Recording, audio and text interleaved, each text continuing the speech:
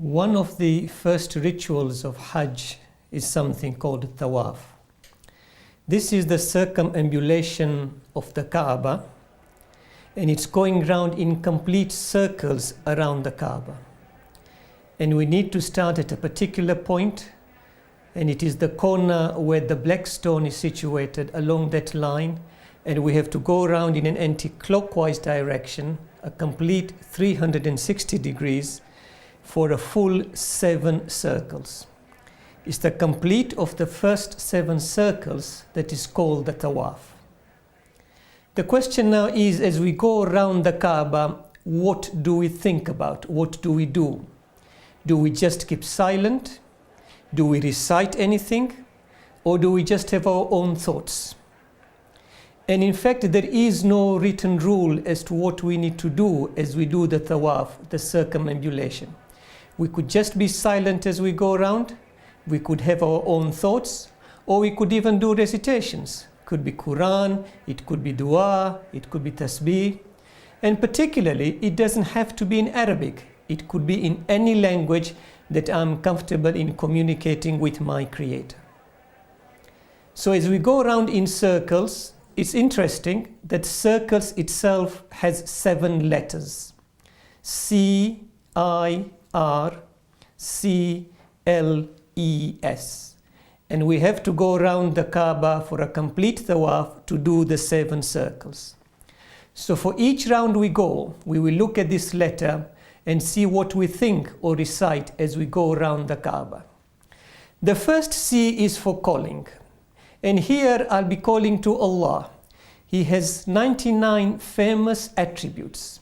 And as I go around, and each round may take a short time, it may take a long time.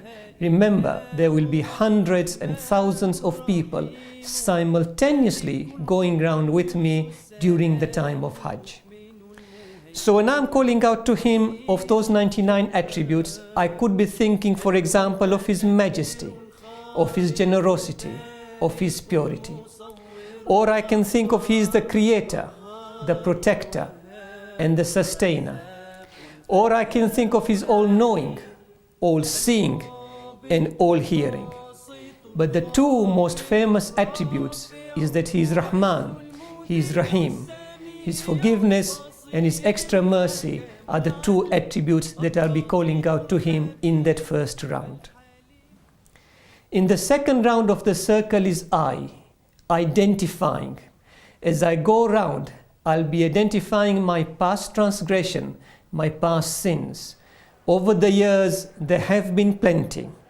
And as I go around, I will be looking at my lowly level and his majestic stature.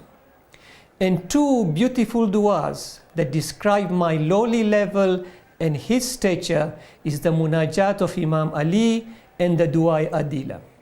These 2 du'as beautifully contrast the 2 levels between the creator and the created. So as I go around for my second circle, I'll be contrasting his majesty with my lowliness in a language that I'm comfortable with. The third round is the R. R for rejoicing. What am I going to rejoice? I'm going to rejoice of all the blessings that he has given me so far. And equally more important, the blessings he has not given me. Because those are obviously what is good for me. And in his wisdom, he has decided not to give me those blessings. In simple word, perhaps we are saying, Alhamdulillah. We are rejoicing at all the ones he has given me and the ones he has not given me. For example, life, health, skill, family, friends, community, citizenship. These are all blessings that I sometimes take for granted. Unless it is taken away, maybe I do not realize his abundant blessings. Secondly, I'm going to rejoice at 2 special feelings. The first feeling is the feeling of love he created in me to believe in Allah. There are many on this planet who do not believe in Allah. And it is his extra blessing that he has instilled in my heart to have belief in him. I am also rejoicing at the feeling He has instilled in my heart for the love of the Prophet. Equally, there are many who do not have any liking or love for the Prophet. But with His blessing, He has installed in me that love not only for the Prophet, but also for the Prophet's household. In round 4, for the C in circles, as I go around, I'll be looking at cleansing my soul. There are many layers of sin. And as I go around cleansing, I'll be asking that my soul is kept clean by conviction and to be kept away from distraction, particularly after the rituals of Hajj. And as I go around, the only way to cleanse my soul is by repenting. And it is repentance which is the first stage of cleansing my soul. The 5th round is the L, which is lamenting. Repentance is only genuine if I truly lament of what I have done. I need to feel sorry. A hadith from the Prophet and his household have clearly said, the first stage in repenting is to feel sorry, is to lament, to feel guilty of what I have done. Simply saying sorry is not lamenting. It is not repenting. I need to sincerely, truly, genuinely feel sorry and feel bad on what I have done, and that will then be my first stage. In the 6th round, the E in the circle is for energizing. Now that I have lamented, I need the energy to change my lifestyle, to reform my lifestyle when I leave the rituals of Hajj. I need to energize myself to avoid the distractions that are going to come to me. And I need to energize, not to repeat any old sins or initiate any new ones. And in the final round, the S is for supplicating. It is my last final round in this tawaf, in this circumambulation. I'll be supplicating for the granting of my lawful wishes and for His blessings. But first of all, I need the supplication for my parents, the living and those who have passed away. I'll be supplicating for the absent ones who for one reason or another could not be with me on these rituals of Hajj. And I'll be supplicating for my family and friends. And lastly, I'll be supplicating for myself. So it is this tawaf, the circumambulation, as I go around 7 times in circles, anti-clockwise around the Kaaba. The C is for calling His attributes. I is for identifying my transgressions. R is for rejoicing in His blessings. C is for cleansing my soul. L is for lamenting my sins. E is for energizing my reformed lifestyle. And in the final round, the S is for supplicating for my wishes.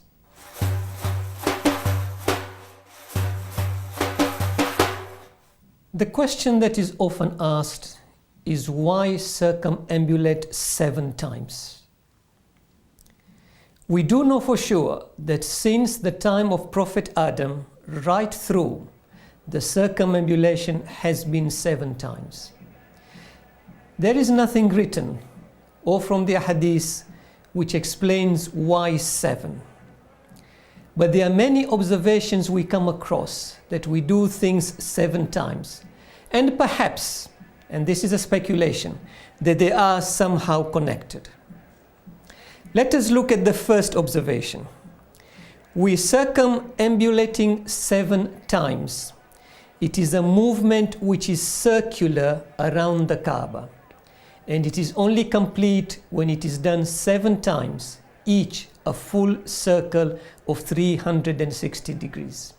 So the tawaf is a circular movement of 7 circles. Let us look at salah. A unit of salah is a vertical movement. Once we stood up, when we go to ruku, that is the first movement. And then we stand up again, that is the second movement. We go into sujood, that's the third movement. We sit up, that's the fourth movement. We go into second sujood, that's the 5th movement. We sit up, that's the 6th movement. And then we stand up for the 2nd unit, that's the 7th movement. So we see in Salah, one unit has got 7 vertical movements. When we go to the ritual of Sa'i, which is walking from the 2 mountains of Safa and Marwa, we do that again 7 times in a linear movement. From Safa to Marwa is the 1st movement, from Marwa to Safa is the 2nd movement, and we repeat that linear movement 7 times. Fourthly, when we go to sujood in sajda, we are now in the horizontal movement, in the horizontal plane. And what parts touches the ground? It is 7 parts again. The forehead, the 2 palms, the 2 knees, and the 2 big toes. So we see the 7 coming up again here. One of the rituals of Hajj is in Minna, where we throw pebbles at the 3 walls symbolizing the shaitan. How many pebbles do we throw and how many times? Each time we throw 7 pebbles, and we are required to do this 7 times. So 7 pebbles, 7 times. The number 7 comes up again. Sixthly, in the Quran, in Surah Al-Hijr, Surah 15, verse 44. In Surah Al-Baqarah, Surah 2, verse 29, we are told again that there are 7 skies. When the Prophet went for Mi'raj in the heavenly ascension, he ascended through 7 skies. So the number 7 comes up again. Again in the Quran, in Surah An-Naba'ah, Surah 78, chapter 12, we are told there are 7 skies that are constructed. So we see the number 7 is associated with the skies also. The 7th observation is Quran itself. The first surah is supposed to be the abstract, the summary of the whole Quran. But that first surah is very, very short. Surah Al-Fatiha. And how many verses does it contain? 7 again. 8th, the most fundamental declaration of faith of a Muslim is the kalima. How many words is the kalima? La ilaha illallah Muhammad Rasulullah. 7 words again.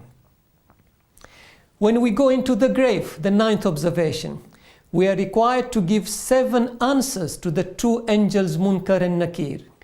Answers to the question, who is your Lord? What is your book? Where is your Qibla? What is your faith? Who is your prophet? Who are your imams? And who are your intercessors? Again, 7 answers that will be required. The 10th observation, the journey from the present to the hereafter also occur in 7 stages.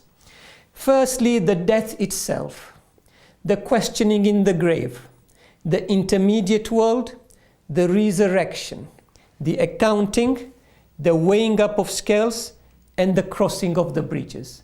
7 stages to go over to the other side. The 11th observation, the first part of Hajj is what's called Umrah Tamattu.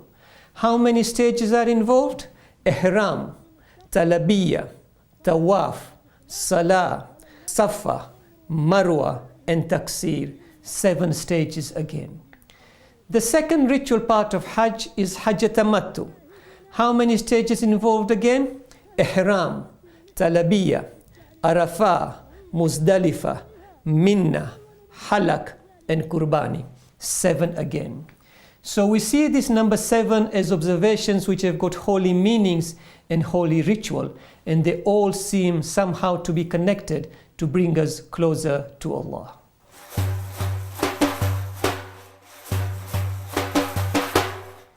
The next stage of the rituals in Hajj is called the Station of Ibrahim, Maqam Ibrahim.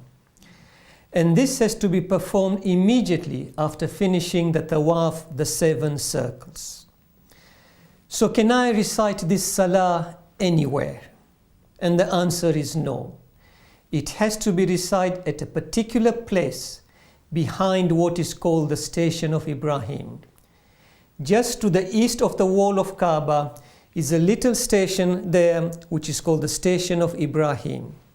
And this is the spot where exactly Prophet Ibrahim stood to perform his ritual of Salah. And it's exactly the same spot that the Prophet stood when he did his last Hajj to show us how it's done. During the circumambulation in Tawaf, we communicated with Allah in our own way, in our own language, in our own words. But now it changes. Immediately afterwards, Allah is now telling us, you will now communicate with me in my way. In Quran, chapter 2, Surah Al-Baqarah, the cow, verse 1 to 5 in part says, and take the station of Ibrahim as a place of prayer. So the command is now very clear. You have to offer the salah, the prayer, at the station of Ibrahim. And now Allah is commanding me, you will communicate with me in the way I want to, in the language that I choose, in the words of my fixing, and at the place of my fixing. And this has to be in Arabic, and it is the normal 2 units of Salah. We have to follow the rituals of Salah. But what is the spirit behind it? The spirit is, I could have prayed anywhere around the Kaaba, but God has commanded me to pray at a particular spot. The spirit here is discipline and submission. Because He has commanded me, I have to submit. He's asked me to speak that communication in a particular language. That is what it shall be. In a particular way, that is what it has to be. So therefore, it shows my submission to His command. And it is that spirit that I now have to take away with me after Hajj. When I am praying there during Hajj, in front of the Kaaba, there are thousands of people who are moving around, who are also saying Salah. But when I am saying the Salah, I am oblivious to all those people. My focus is laser focused on Allah. And in front of me, all I see is the Kaaba. It is that spirit that I need to take away from Hajj. When I perform my daily Salah 5 times a day, for the rest of my life, I need to have that picture behind the Station of Ibrahim every time.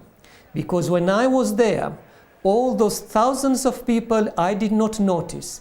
All I was focused on was the Kaaba. People might have jostled me, people might have pushed me. I neither felt them, neither was my Salah interrupted. And it is that spirit of discipline, laser sharp focus on Allah that I need to take with me after the Hajj.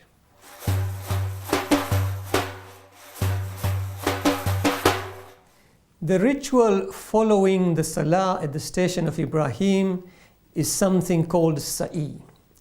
Sa'i in Arabic, it means effort, to try. Sa'i now is within the compound of the Haram itself, within the courtyard. It is covered under a roof. But in the old days, it used to be in the open sky. These are the 2 mountains on each side. On one side is called the Safa, the other side is called the Marwa. These mountains were there from the old times, and they were certainly there during the time of the Prophet, His Holiness himself. In fact, one of the ways the people of Makkah used to send out public announcement, public communication, was somebody would go on top of the mountain of Safa and make the announcement. 43 years after his birth, the Prophet also stood on this mountain of Safa to make his first public announcement. And he stood on this mountain and he told the people, "O people of Makkah, if I were to tell you that on the other side of this mountain of Safa there is an invading army, would you believe me?" And all the people of Makkah said, "Yes, Ya Muhammad," as they used to call him then. "Why would we not believe you?" You have never lied to us so far. You are the truthful, you are the trusted one. So now the Prophet tells them, I tell you that there is no God but Allah, and I am His messenger. Would you believe me now? So this mountain of Safa has got a particular significance. It is the first call of the Prophet. And it is a ritual we're supposed to walk 7 times. First from Safa to Marwa, and then back, which is the second run, and then back to Marwa, the third run, and we do it 7 times. So we start at Safa for the first run, and we end up at Marwa for the 7th run. The distance between these 2 mountains is just under 400 meters. A meter is approximately 1 step for an average person. It's exactly 395 meters between the 2 mountains. Some reports say it is 450 meters. It depends where you start measuring the distance from. But now the mountains of Safa and Marwa are now covered with a plastic sheet. So you may not be actually able to sit on the mountain, but you can certainly see it. So what is the ritual behind it? The ritual behind Sa'i is to replicate the action of Lady Hajar, the second wife of Prophet Ibrahim, the mother of Ismail. Now there are 3 versions recorded as to why Lady Hajar went or ran between these 2 mountains. The first version says is that she had a baby Ismail and he was thirsty. And this valley had no vegetation, had no oases of water. So she was looking for water for her baby. So she saw a mirage. Now whenever in hot countries, you at a distance you can see a mirage. And this occurs from the laws of physics because of the refractive index. When the air, the atmosphere hits the hot ground, it reflects back. But when it reflects back, it touches the cool atmosphere. And that refraction is what you see as a little strip, as a little pool, as a little oasis of water. It happens in all parts of the world wherever there is a hot surface and cool air, particularly in the desert. So one version says Lady Hajar sees a mirage from Safa towards Marwa, so she runs towards it. But because it is a mirage, when you get near, there is no actual water. From Marwa, when she looks back at Safa, she sees a mirage again. So she runs for the second time back to Safa. And this happens 7 times. It's only after the 7th run that she now stops. So that is the first version. The second version says no, there was no looking at a mirage. She was actually looking for water. And she was running between the 2 mountains, looking on the sides of the 2 sides to see if there is any oasis of water. The third version says no, it's neither of those 2. She was actually calling out for help as she was running between the 2 mountains to see if anybody is around who might have water. Regardless of which version it was, she certainly ran and walked between those 2 mountains. And that's the action that we are replicating doing this ritual. So what is the spirit behind it? Why do we also enact the same ritual going around 7 times between these 2 mountains? And the spirit behind it is to say this: for any intention that we have, intention in itself is not sufficient. Intention has to be followed by an action. Lady Hajar had the intention of getting water. She just did not sit by the mountain and said, "Oh Allah, get me water." She followed the intention with an action. She put an effort into it. So the spirit behind is today, when I want something, it's no good just wishing for it. I have got to put an effort to it. You get students who say, "I want to pass the exam." Yes, that is the intention. To pass the exam, I have to put an effort. I have to revise. And you get people telling you, when you go to Hajj, pray for me that I pass the exam. And I always tell them, the only way to pass the exam is yes with prayers, but the action of revision have to go together. Intention and action. A person who is ill, it's no good just praying to Allah, make me better. Yes, we would pray to Allah, but without going to a medical physician, without getting any medications, we would not get better. It is the intention of getting better with the effort of action of getting medication that the two of them will actually give me a result. Sa'i represents a very important aspect after Hajj. Sa'i is about effort for about getting water. In spirit, it is about earning my livelihood.